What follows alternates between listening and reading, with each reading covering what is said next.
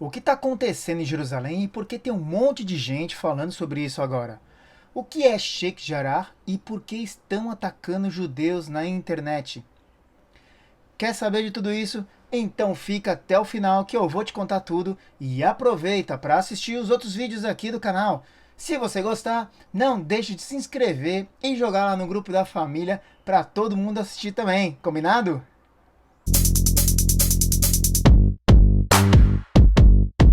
Sheikh Jarrah é um bairro do leste de Jerusalém que está nas notícias pois há um longo processo legal envolvendo as casas de 4 famílias palestinas em terras reivindicadas por judeus israelenses que serão ouvidas pela Suprema Corte de Israel na próxima segunda-feira. Uma pequena comunidade judaica vivia na área antes de 1948, quando Jerusalém Oriental caiu sob o controle jordaniano.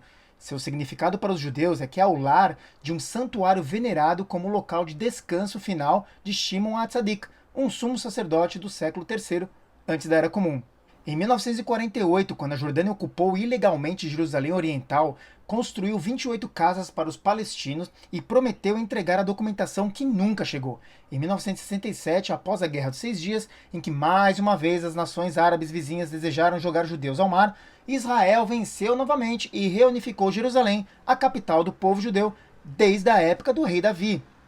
Mas ainda restavam 4 famílias que estavam vivendo em uma terra que não eram delas. Afinal, essas eram terras de judeus que foram expulsos quando a Jordânia ocupou e foram doadas a palestinos sem qualquer tipo de documentos.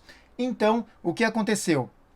Foi tentado até que pagassem aluguel neste tempo todo, mas as famílias foram sempre recusando qualquer oferta, até que os proprietários entraram na justiça israelense para a retomada da posse. E isso durou muitos anos até chegar agora, quando se está para decidir o despejo dessas famílias, e é aí que entra os maravilhosos estúdios cinematográficos palestinos, o conhecido Hollywood. Eles sabem como contar uma história triste para trazer opinião pública para eles, e você tá caindo direitinho quando não tenta conhecer o outro lado ou a verdadeira história por trás da narrativa.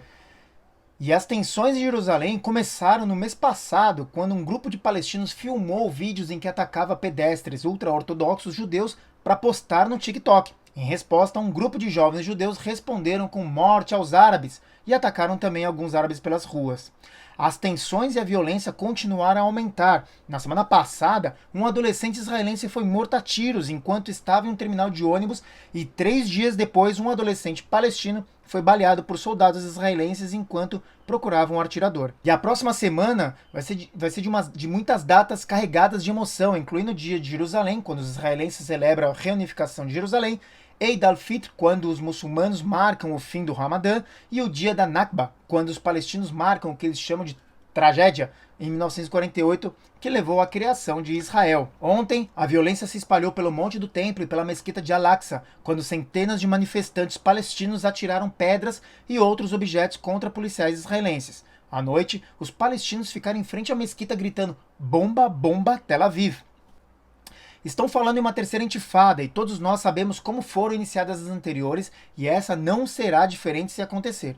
Mahmoud Abbas, presidente da Autoridade Palestina do partido Fatah, decidiu que haveria eleições democráticas esse ano, depois de 15 anos no poder sem eleições diretas. Mas mudou de ideia e agora cancelou as eleições, mantendo assim seu status de poder dentro da Cisjordânia e para o Hamas em Gaza.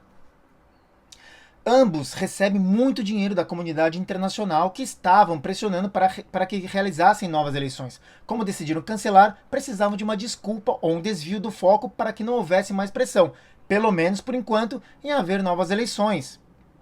Os líderes palestinos são gênios da comunicação e da propaganda, então resolvem atiçar seu povo inflamando com mentiras e encorajando a sair às ruas para manifestações, assim a comunidade internacional esquece por hora as eleições e ainda levam a opinião pública ao seu favor, com um caso dramático de 4 famílias que estão sendo despejadas à força pelo poderoso e malvado exército de Israel. Influencers palestinos que não moram lá são chamados para fazer vídeos contando essa história com tristeza e pedindo ajuda para que mais pessoas possam ajudá-los, e aí está o melhor cenário de demonização de um país democrático, que erra muito como qualquer outro, mas Israel é o único país que, mesmo acertando e tentando ao máximo fazer as coisas justas, é criticado, demonizado e atacado por todos. Então, muito cuidado quando chegar até você uma carinha triste, contando com muitos detalhes mentirosos ou alterados, para que você se compadeça e caia nessa armadilha. Isso faz com que o ódio aos judeus aumente e cada vez mais pessoas que não têm ideia do que acontece por lá caiam nessa armadilha perigosa de demonizar apenas um lado, o lado dos judeus, como sempre na história, né? Israel não é só vilão e Palestina não é só vítima. Lembre-se disso sempre para não condenar inocentes nem atacar somente um lado. Muito obrigado por assistir esse vídeo e ajude a espalhar. O mundo precisa muito saber da verdade. Um beijo. Tchau.